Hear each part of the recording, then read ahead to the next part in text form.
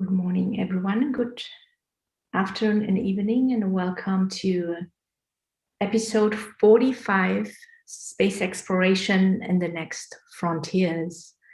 I know Starship SN11 is expected to conduct a test flight this month to approximately 10 kilometers in altitude.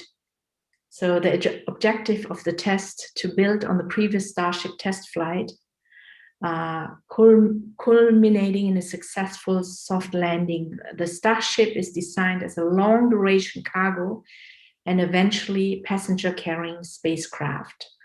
So this could involve staying in low Earth orbit or moving onto Moon and eventually Mars. Welcome everyone to SpaceConneX Space4Women Show episode 45. It's a great pleasure to welcome you as we gather to explore the next decade in manned space flights and robotic staging. So our aim today is to discuss in situ observation and sampling of Mesospheric clouds presented by our esteemed guest, Heidi Hammerstein, and Lunar Concept, Saving Life on Earth from a Future Catastrophe by Dr. Jekan Thanga. After our guests are speaking, we'll be also inviting you to join the panel discussion on space missions that you're going to look forward to, Feasibility Concept Design, Proposed Lunar Base with Cryogenic seed preservation module. I know Dr. Jekan, he is the project manager himself, and he'll be joining today with his colleague, Miss Claire Peterson. She's an undergrad research from the University of Arizona, and today she's going to be moderating this show. So welcome everyone once again, and I invite everyone to participate mindfully and respectfully in the research of this esteemed guest, and enjoy. I'm now turning it over to you, Claire.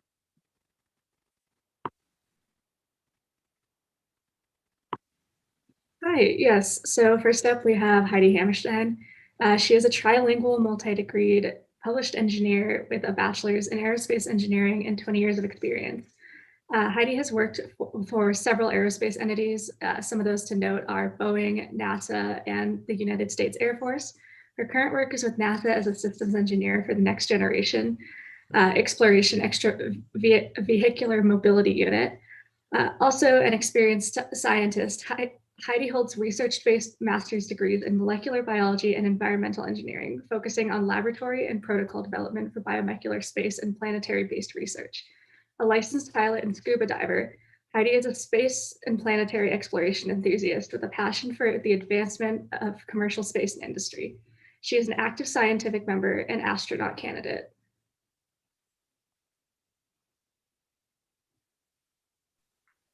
Thank you so much, Claire. I appreciate that. Appreciate the introduction. And thank you, Tay, for sharing slides for me. I appreciate that. We can go ahead and start. So, hello, everyone. Greetings. I am Heidi Hammerstein. And I would, first of all, like to express my sincere gratitude to Space4Women for inviting me to be a part of this Space Exploration and the Next Frontiers panel discussion.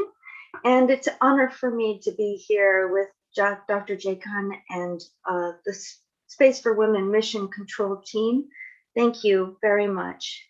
So I'm here to talk with you about the in situ observations and sampling of Mesospheric clouds and Project Possum. Next slide.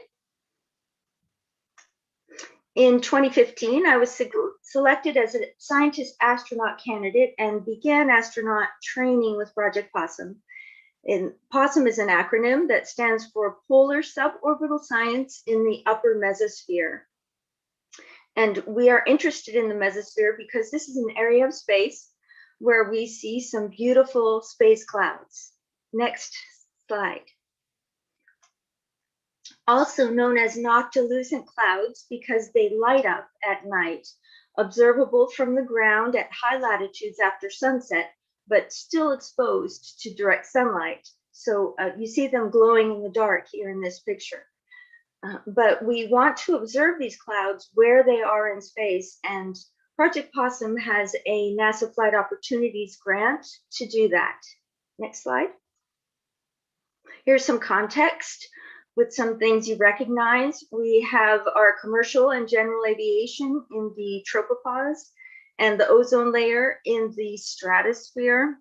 Then up in the mesosphere, we see the meteors and noctilucent clouds, and then the polar lights above that in the exosphere. Next slide. So this is an image of noctilucent clouds in space. It's about -20 degrees in the bottom portion of the mesosphere. So these are ice clouds. You can see that the clouds have wave structures set in motion by the convection of the troposphere and the stratosphere below. Project Possum will perform 3D tomography of the mesospheric clouds to develop 3D models to investigate the dynamic structures. Depending on the suborbital space vehicle capabilities, we also plan to grab samples of the clouds while flying through them.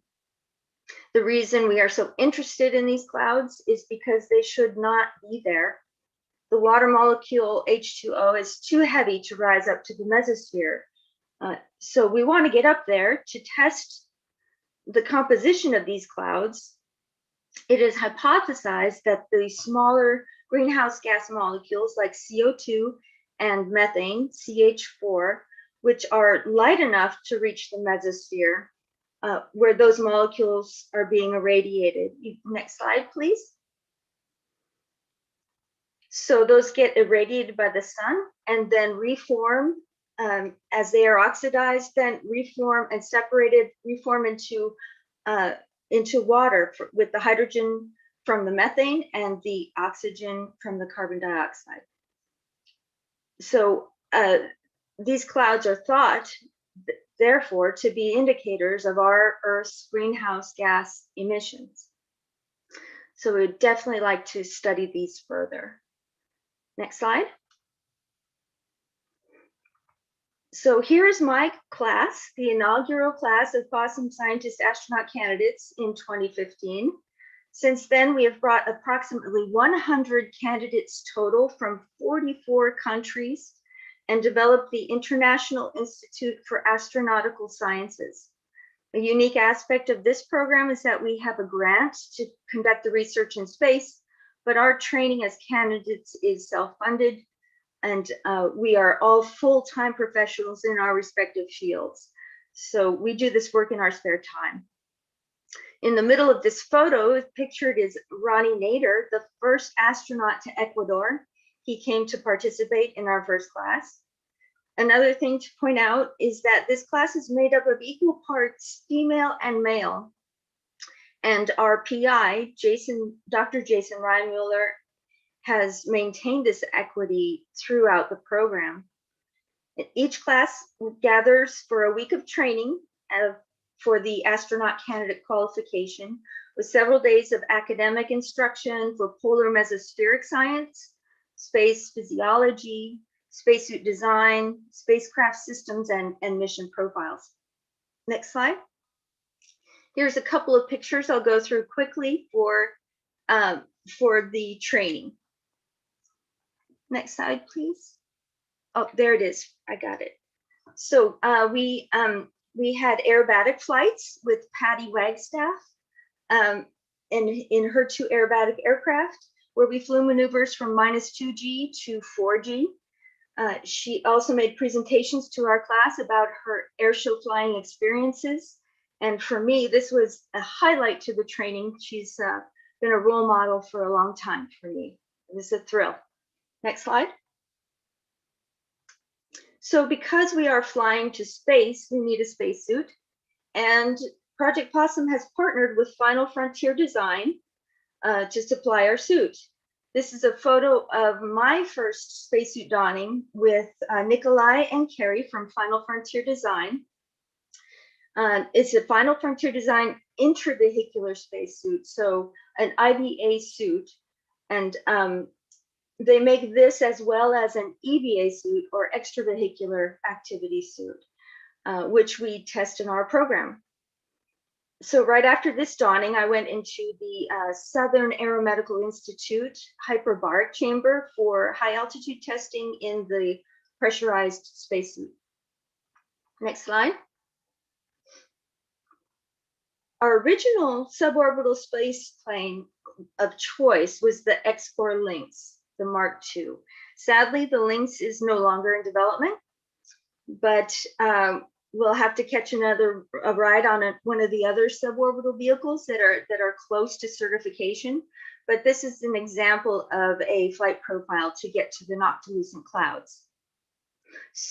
So the vehicle launches horizontally from the runway like an airplane. Not all do, but the Lynx did.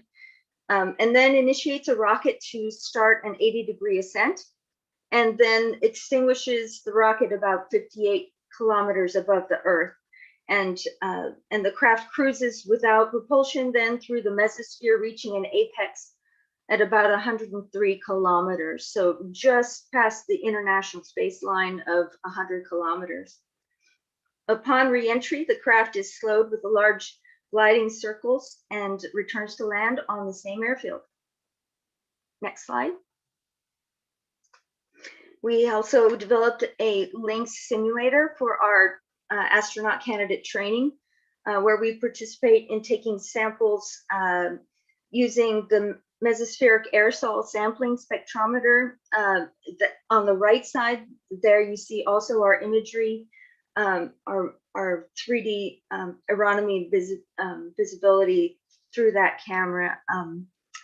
And then also you see the view of the Earth there through the windshield. That's a view of the Earth from the mesosphere. So next slide.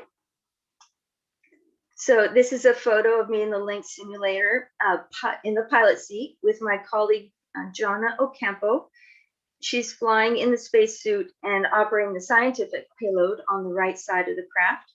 And I flew the mission on the left side. And afterwards, we changed roles and flew the mission again with reversed roles.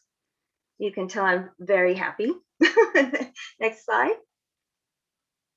Since then, I have spent 6 years with Project Possum and conducted many missions with so many of our very talented astronaut candidates. And it's taken 4 years of spacesuit testing to get to the point of actually testing in water. We do this at Survival Systems USA in Groton, Connecticut, and that's pictured in the two right photos.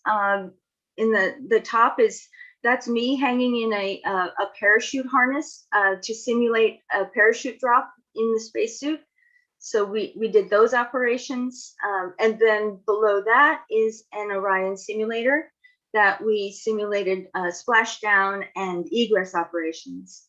The other two are pictures of the blue suit and the orange suit. The orange suit is a first generation Final Frontier Design IVA suit. And we are flying in microgravity in both of those. The blue suit is a second generation suit that we tested. Next slide. And here's a photo of us inside the Orion simulator. So that's Jason Reinmuller in the back, our PI. And we're all strapped in, ready for splashdown. So very fun stuff. Next slide. We also conduct Noctilucent Cloud observations to test the instrumentation and data collection systems. Our platform here was a Mooney at 21,000 feet with our PI and pilot Jason Reinmuller and our colleague Amy Ramos in the navigator seat. And that's me in the back with the scientific payload. We launched from the northern 60th degree parallel just after sunset, which up there is around midnight, and gathered Noctilucent Cloud imagery from altitude. These flights help us develop the codes that we'll use in the future for the 3D tomography images. Next slide. So we are here to discuss what we'll do in space over the next decade. Project Possum is just one of hundreds of missions being planned and proposed. The possibilities are quickly expanding. It's a very exciting time. This is an image of what I'm currently working on for NASA, systems engineer on the next generation XEMU for exploring the moon and Mars. And NASA, with its public and private industry partnerships, will deliver astronauts to the lunar surface to conduct scientific experiments and learn about the moon. Next slide. So these Artemis missions conducted over the next decade will allow us to start gathering the science and operational capabilities. We'll need to establish colonies on the moon, as Dr. Jekan will be presenting here shortly. And we will develop technologies to mine the moon for liquid oxygen and hydrogen to produce the fuel we'll need to get to support deep space travel and Mars exploration. I believe these goals are achievable over the next decade, obviously dependent on many factors, everything going right. So next slide. And of course, I cannot be here without the fantastic women before me that Amelia Earhart is meant to represent here. Thank you to everyone at Space4Women. It's been an honor presenting to you today.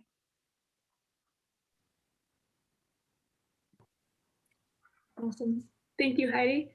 Next up, we have Johan Benga. Dr. Johan Benga, he is an aerospace engineer who obtained his bachelor's degree from the University of Toronto. He worked on Canadarm, Canadarm2, and the DRAPA Orbital Express there. Johan obtained his PhD in space robotics at the University of Toronto Institute for Aerospace Studies and did his postdoc at MIT's Field and Space Robotics Laboratory. Johan is an assistant professor and heads the Space and Terrestrial Robotic Exploration Laboratory and the NASA-funded Asteroid Space Technology and Exploration Research, organized by Inclusive Education Systems Laboratory at the University of Arizona. He has co-authored nearly 150 technical publications.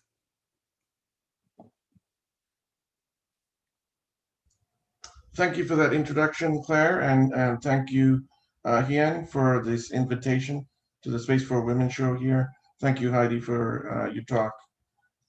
It's great to be here. And I wanted to sort of give this talk on one of our exciting projects that's going on called the Lunar Concept, saving life on Earth from a potential future catastrophe. So our initial premise for this is that what we're seeing is a lot of living organisms are getting endangered, and this is growing by the day. Diverse ecosystems are in danger in every continent. Large fractions of every kind of plant and animals are in danger, and due to human activity and other factors that we fully don't understand. For example, one of the motivations is the potential for the collapse of the world's food supply, and what is really holding that up are critical insects such as the honeybees. And what we've seen over the last few decades is a significant drop in honeybee population. It's recovered a little bit, but it has never stabilized to where it was. And so a combination of factors that are killing off critical organisms such as honeybees, which are holding up the world's food supply, really puts us in a challenging situation in the future. Our other motivations, of course, are potential for mass extinction dangers on Earth. These include supervolcanic eruptions, global nuclear war, asteroid impact, global epidemics, of course, climate change accelerated, global solar storms, and global droughts. And so Earth is in quite a fragile state. Humans, from our point of view, have already faced one close call nearly 75,000 years ago. And that was due to a supervolcanic eruption event, which I'll just talk a little bit more about. And so from all of this, particularly that 75,000-year-old event was the Toba supervolcanic eruption, it is thought that there was a really significant culling of the human population because of that event. In fact, tracing back, human genetics, we can't seem to go back, beyond that event.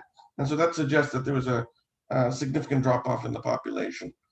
In addition, what we've also seen is evidence for continued winter after that volcanic event of at least 10 continuous years, and a 1,000-year cooling event afterwards. This would have definitely devastated plants and crops and your regular ecosystems. And so that could have led to mass starvation and various other cascading events.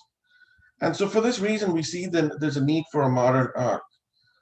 It's more cost effective than trying to protect all of the endangered species in any other way that we think.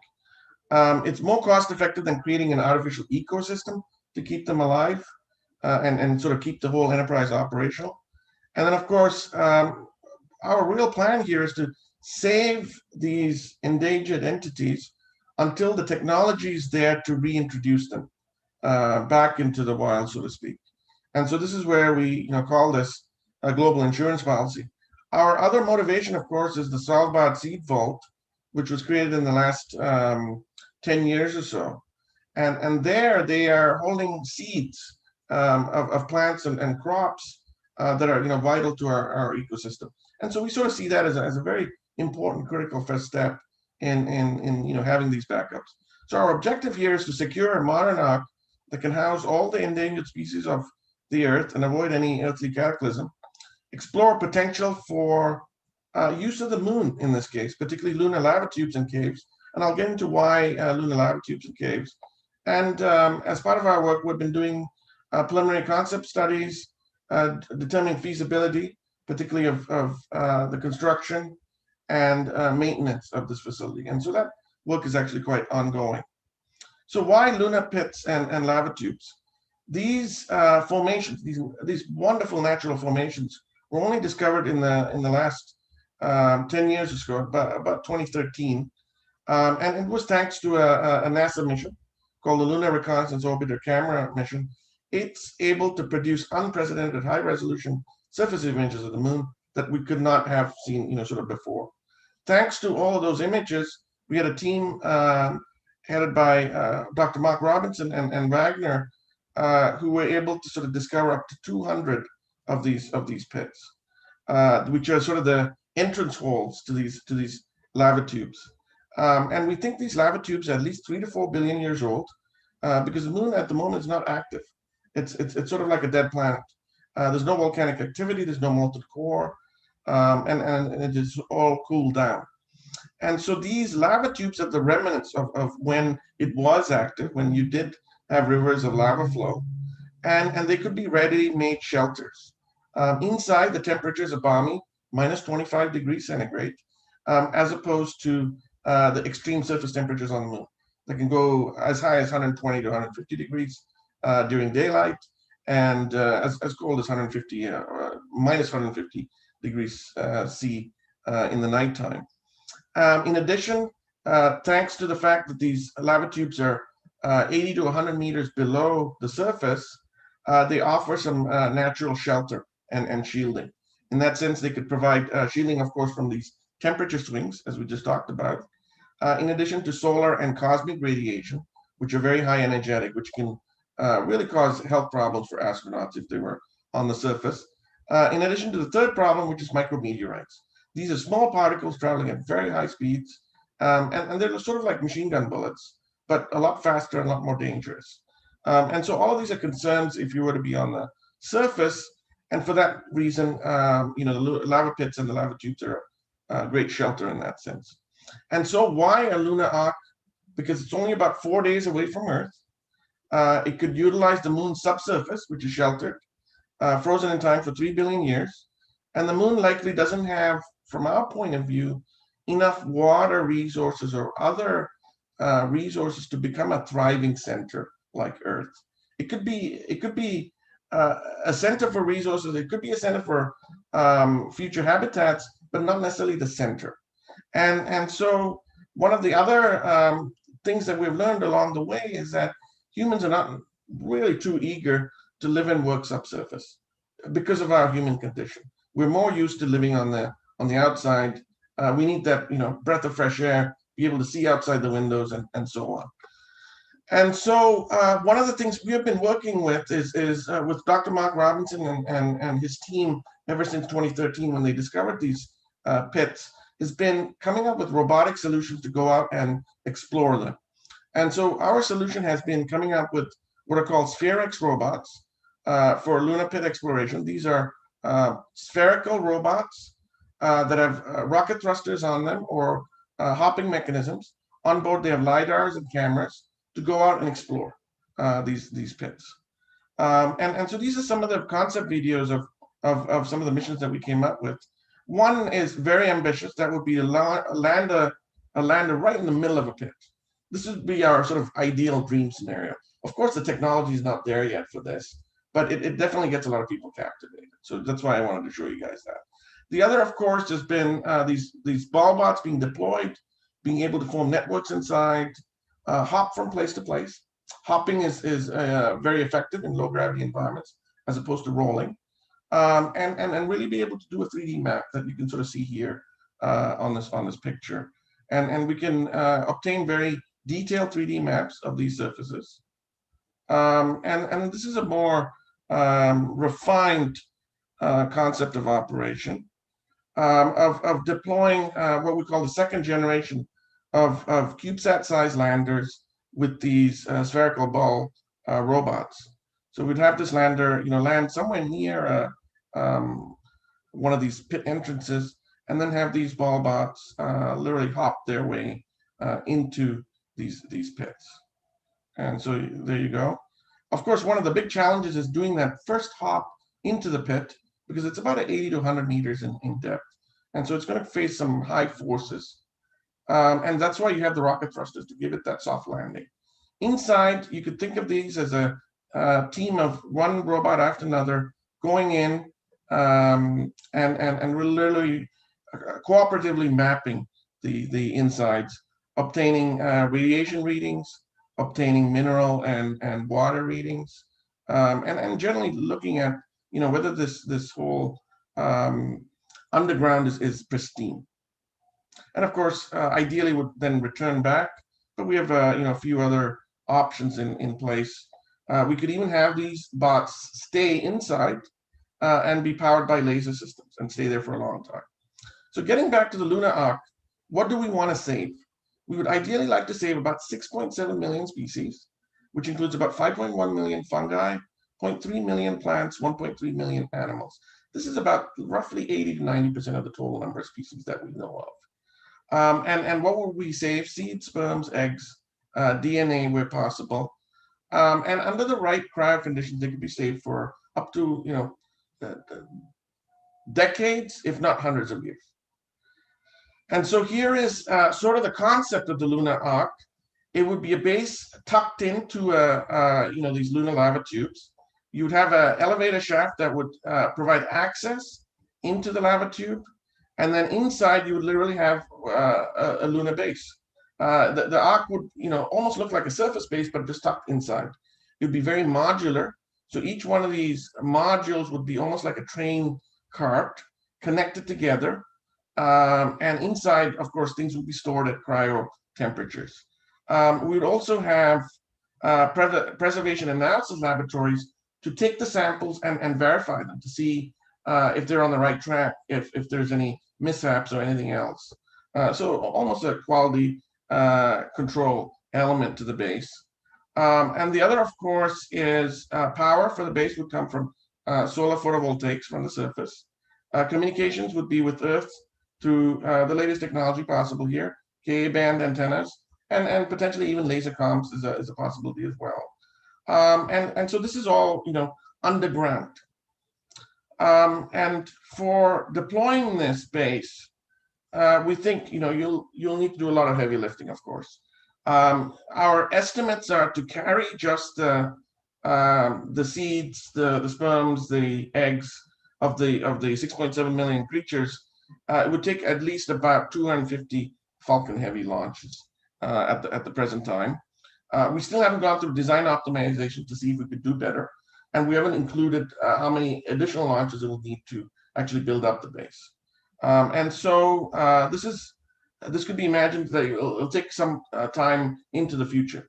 However, what could be possible is to get started now, and that is to replicate the Salbot seed vault in this underground location. And that could be a lot less ambitious, and that could only require about 15 launches.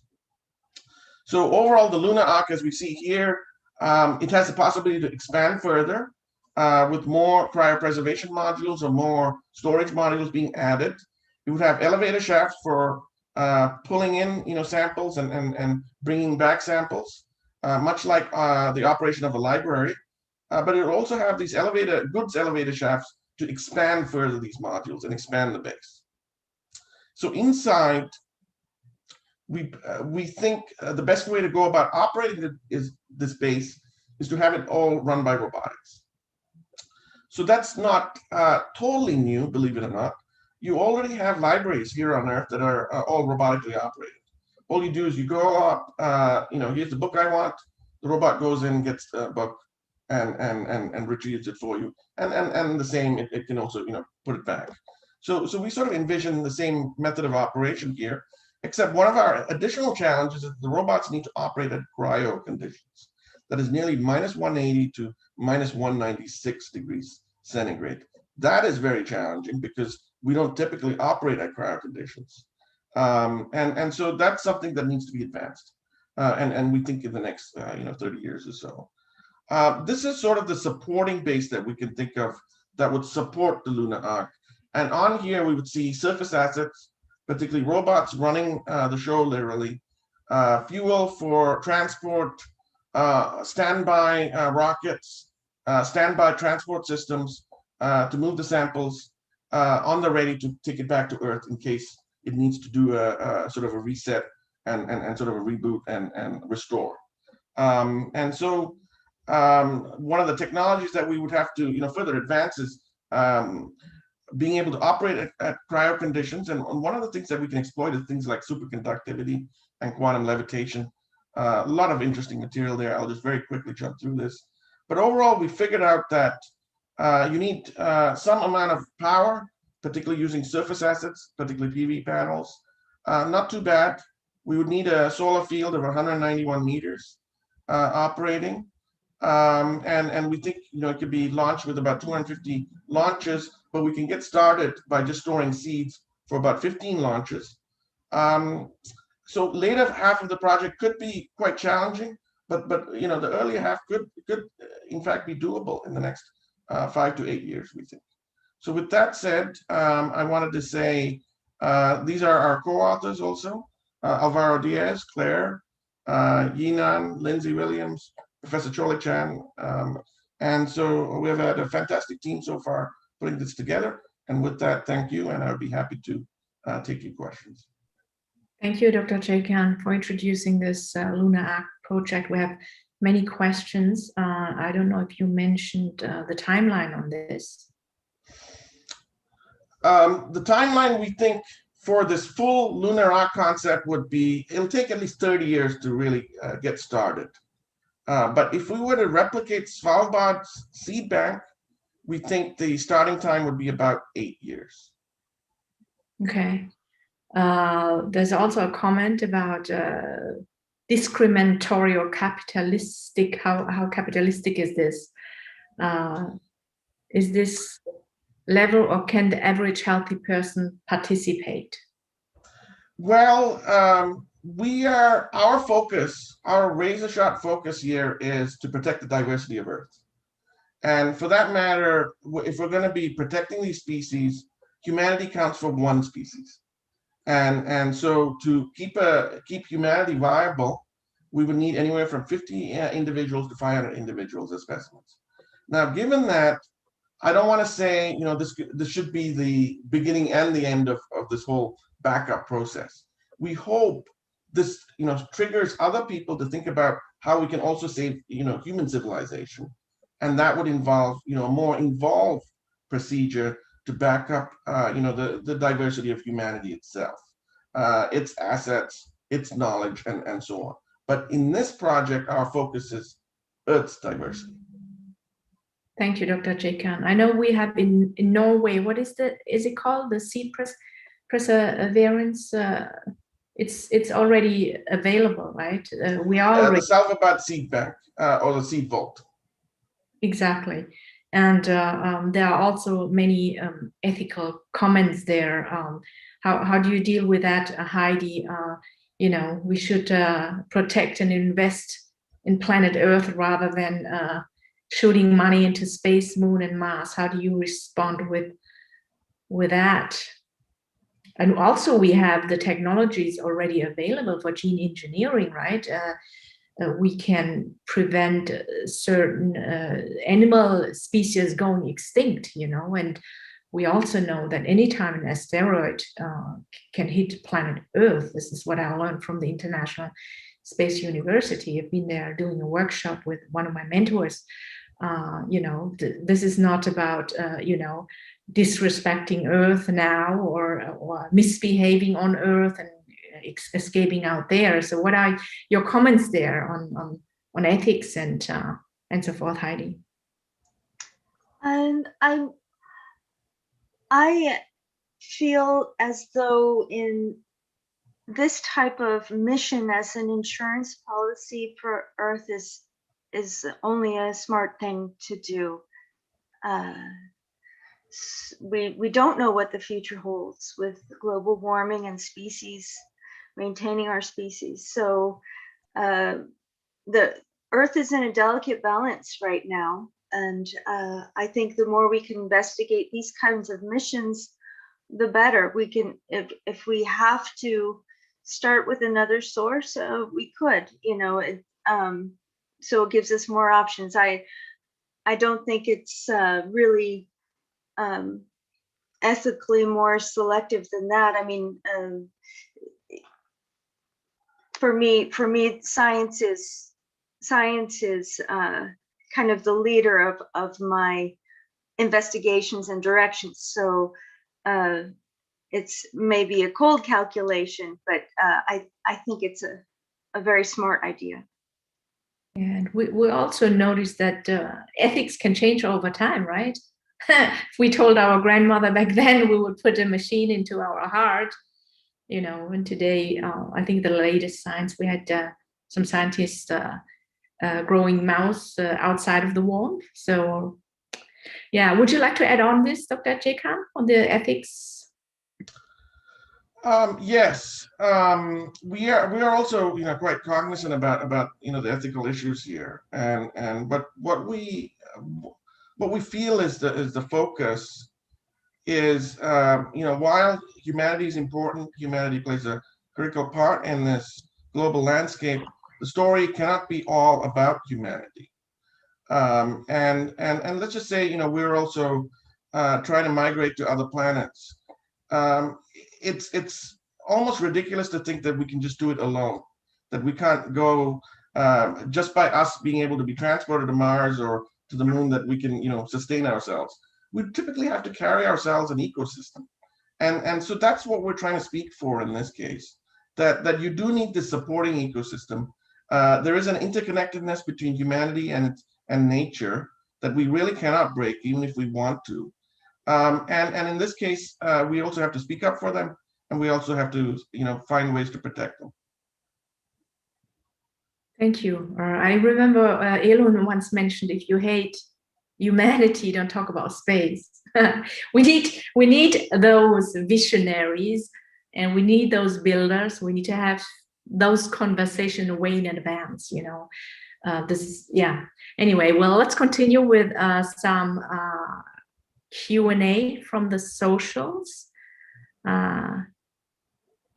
Gonzalo asked, are you planning on picking up samples? This is related to the lava tube. Samples from the lunar lava tube. So before, of course, setting up a lunar ark or any kind of base inside, we would need to do a thorough exploration. thorough scientific exploration to validate some of the hypotheses that this is indeed pristine for 3 to 4 billion years, that there are the other aspects of things that are suitable, and that may involve definitely bringing samples back from a lunar lava tube. There are also other possibilities of being able to do in situ geological experiments to ask and answer some of those questions as well. So definitely it could be high on the agenda. Thank you. What are the radiation issues and moon dust issues? So that's the other nice thing, is that the surface has this pretty thick, not so great layer of moon dust. It could be razor sharp. It's like crushed glass. Below the surface, particularly in these lava tubes, you don't have those kinds of erosional processes acting, and so we are pretty optimistic not to see that kind of dust. In terms of radiation, the lava tubes can be a great shelter for external radiation, that's cosmic and solar, and those can be very intensive at times. We forget how lucky we are being protected on Earth thanks to the Van Allen belt, our magnetic field, and of course the atmosphere all playing a part. On the moon, we don't have that at all, and so it is going to be this the thick rock that's going to protect us. The rock itself does also have some radiative properties, and it depends. Some of the rocks may have high abundance of uranium and thorium, so we would have to watch out for that. That could be radiation source as well. In other places, you sort of have to search around and look, but we may be able to find rocks that are that have much less radioactive content, and that's your sort of best balance of conditions to sort of utilize a lava tube. Thank you, Dr. Jekan. Heidi, what do you think are major intricacies involved with manned space flights? Well, radiation is also an issue there. Once you get past lower Earth orbit, it only gets worse. And traveling to deep space, that's going to be one of the major complications for human space flight. I think over this next decade, we'll have more unmanned missions, which helps inform our learning about deep space and exploration on Mars, things like that. But the more we can learn, the better equipped we can be to engineer systems to protect the human. But that is the big challenge. And then deep space. So I see getting back to the moon and working and living there achievable over the next decade. But then traveling into deep space and onto Mars, that's going to take some development of life support systems. Right now, we don't have the life support systems to get there. So lots of work to do, and all doable. It's going to take a little bit of time to get there. Thank you, Heidi. Dr. Jekan, what are your thoughts on the SpaceX Mars program on establishing a human settlement on Mars? Ultimately, humanity needs to find a way to transition from Earth, and that is, finding permanent habitation on our neighboring celestial bodies, both Moon and Mars. We have to figure it out. But there are a lot of scientific challenges at the moment that needs to be sort of proceeded there. So I'm not of the view that we can pull it off in the next 20 to 30 years. Just by reaching there and having our first exploration missions doesn't mean we could colonize the place and be comfortable doing this. The reality is these environments are extreme. If we send people too early, there's going to be high casualties. There's going to be high losses, and so we really have to think about that. I advocate for fundamental research in a lot of these areas. There's a lot of fundamental research happening. That's fantastic, but we need a lot more. fundamentals to understand, for example, how plants and animals behave under these different surface conditions, gravity, exposure to radiation. We need to get a better, thorough understanding of that. And of course, even humanity being able to stay in space for extended periods of time, we need to get better fields for that. Other areas, for example, technologies in artificial gravity, which has been advocated as a means to sort of short circuit some of these problems, with next to no research in those areas. So those, I would say, are really things we need to test out, advance, to get a better feel. Is this plausible or not? As a science person, we also have to say that it could be successful and it could also be unsuccessful. We have to be ready for both options. And we may have aspirations, but we got to use science as our lead to figure out if it's possible or not. Thank you. Do you want to turn your screen share off, Dr. Jekan? Sure. The next question is for Heidi. What are the major challenges to setting up the lunar base? Oh my goodness. You're muted. Yeah. Sorry, there. I was also going to ask Dr. Jekan this question in his scenario. I think in the lunar, so NASA scheme, in that scenario, the challenges will be to operate in the XEMU spacesuit in those extreme environments to establish the structures needed and develop the technologies needed, like 3D printing, all of those, and actually try them out and get them to be functional while in a spacesuit. All of these are big challenges. It's a challenge just to get to the surface and use some tools to collect moon pieces to bring back, so it's that's an issue. The radiation bombardment is an issue. We'll need a method for the astronauts to get to safety. What I was going to ask Dr. Jekan is maybe the structures that you presented today, are all of those in your scheme set up by robots as well? So we are still open to the idea of trucking them in from space. That's one spectrum of possibility. The other spectrum of possibility is that it's developed through in situ resource utilization. And where we really fall in that spectrum is going to be where and how far we advance. And to be honest, we think it's going to be a combination of human labor and robotics that's going to really pull this off. It couldn't be one extreme or the other, but where possible, we think robotics should take on the dull, the dirty, the dangerous, and really safeguard human health more than anything else. And the humans could really have a multiplying factor in terms of labor, in terms of reach. For example, one human astronaut managing tens of robots, doing the dull and the dirty work. And I could see some kind of sort of potential negotiation there between humanity and robotics, and I think that's the aspiration. In reality, of course, the robots are going to break down. Who's going to fix it?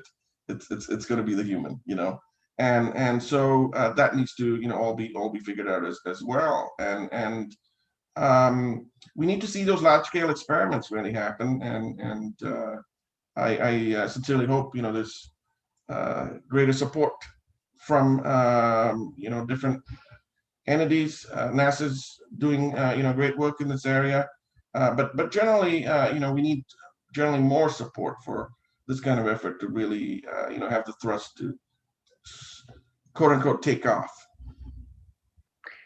If there were a catastrophe on Earth, who would retrieve the gametes on the moon? If there were a catastrophe on Earth, who would fertilize those gametes? So to do a restore is not going to be a one-step process. We couldn't, in other words, press a button and suddenly have Earth back to its original state in like one go. So it's going to have to be a step-by-step process. The analogy I would like to make is, let's just say you have a new island form in the Pacific thanks to volcanic activity. That island just pops out, it was, initially filled with lava. It was hot rocks. Now it's cooled down, but there's no vegetation whatsoever. And let's just say it's a nice, lush, potentially lush island, great location. You want to turn this into a nice ecosystem.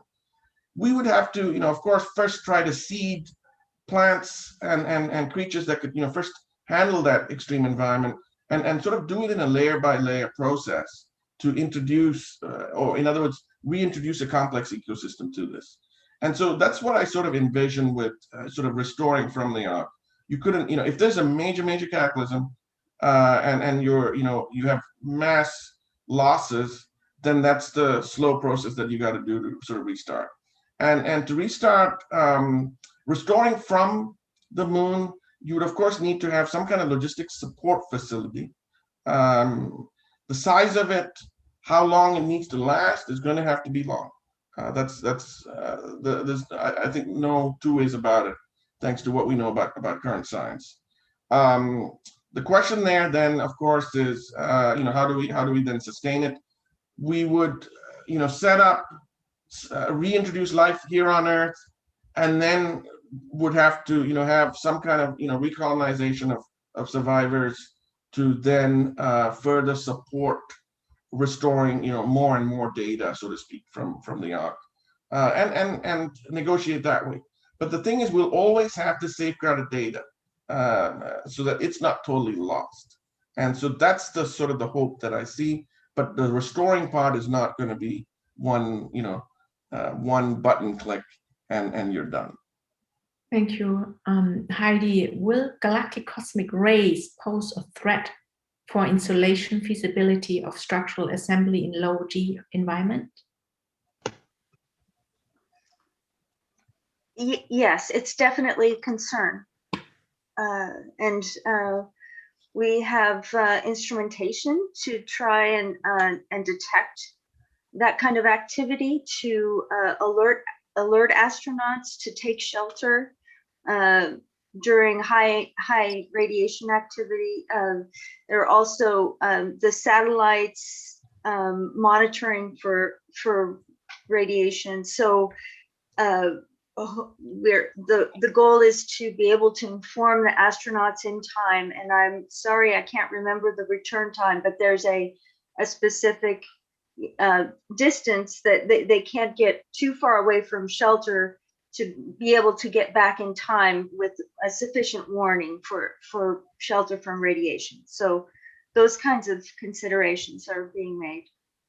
Thank you, Heidi. Would you like to add on, Dr. Jekan?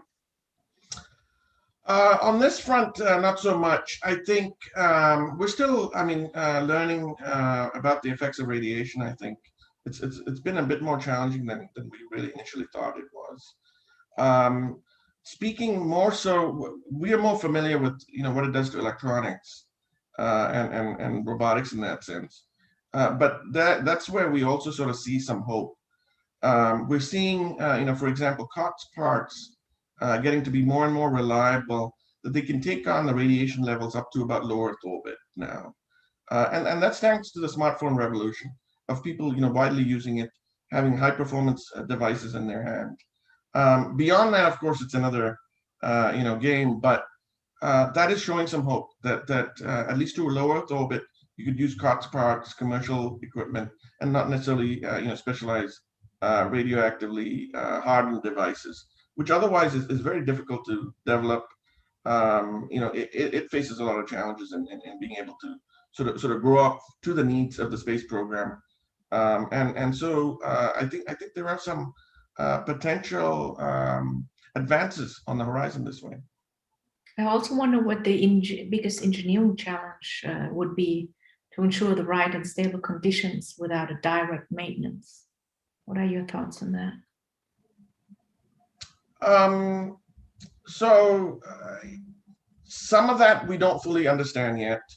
We won't until we do it in places like the surface of the moon, surface of Mars, particularly being able to withstand and gain experience of the local conditions. In some ways, though, I'm actually very pleased by some of the progress that's being made. Initially, when the initial Mars rovers were sent, by all estimates, because of all the local conditions, people didn't expect those rovers to last more than 90 sols. And the Mars exploration rovers ended up, at least one of them ended up being running for 10 years, which is, mind-blowingly long and fantastic in that sense. So I think, it is through challenges, it is through failures, but on the whole, technological advances have been making some great advances. We're seeing systems be able to live on these places for long periods of time. That gives us hope, of course, but it's still ways away from the technology being scaled up in complexity and needs to set up a human colony, for example, or human habitats. But we're there's an optimistic side to this. Thank you. Last question, Heidi. What are the upcoming space missions you look most forward to? Oh, there are so many exciting missions. I think. Can you share with us the latest missions? In light of the successful hot engine firing for the Space Launch System just yesterday or day before, the first Artemis mission coming up in November will be kind of the next step. So that's very exciting to launch that first Artemis mission and have an orbit around the moon and return. So that's exciting. Also, we have the Lucy mission to go visit 8 asteroids. So that's going to be very exciting as well this year. And we're also launching the James Webb Space Telescope, a long-awaited launch of that space telescope. So, and that's just a few. There are so many. There are Mars missions. Just a very exciting time. How about you, Dr. Jekan? I'll speak for one of them is the Osiris-Rex mission. It got some samples, so it's going to be on its way back to bring those samples. A lot of us are excited that, once the samples are down here, analyzing it and really getting a better understanding of asteroids in that respect. And then there are these exciting, future missions lined up. And I would say, the ongoing small sat revolution with, small sats being able to do some of these exploration, whether it be asteroid flybys or even monitoring of the moon or Mars. Some of them are happening on the Artemis, first Artemis mission there. So that'll be very exciting to see. I'm also looking forward to humanity's return to the surface of the moon, 2024 or maybe a little bit later than that. That would be a major milestone to see. And of course, I can add, the Lunar Gateway could be certainly another great jumping off point. It's going to be an enabler for a lot of reach into sort of well beyond Earth, into now the cislunar space. So I'm really excited by that. And of course, the other one that's a little bit further in the horizon is the Mars sample return mission, in which ESA and NASA are going to be cooperating every step of the process. And that's going to be a great first step to see us bringing some samples from Mars. It's been quite a journey learning about Mars's history. There's a lot of lessons learned about how it went from once Earth-like conditions to what it is now, and there may be some lessons to be learned about Earth's climatic conditions and evolution. Well, thank you, everyone. Is there any last question out there that needs to be answered? I think we covered it all. Thank you for your this insightful panel, Dr. Jekan and Heidi, and all those who participated in this panel. Should you have any further question, please send an email at support@spaceconnex.com. And should you learn more about their research, I believe you can contact them directly our speakers. Thank you very much, and tune in next week for space education, I believe it is, and then week after space medicine. So thank you so much, and have a wonderful weekend, everyone. Thank you. Thank you. It's been a pleasure. Been a pleasure. Bye-bye.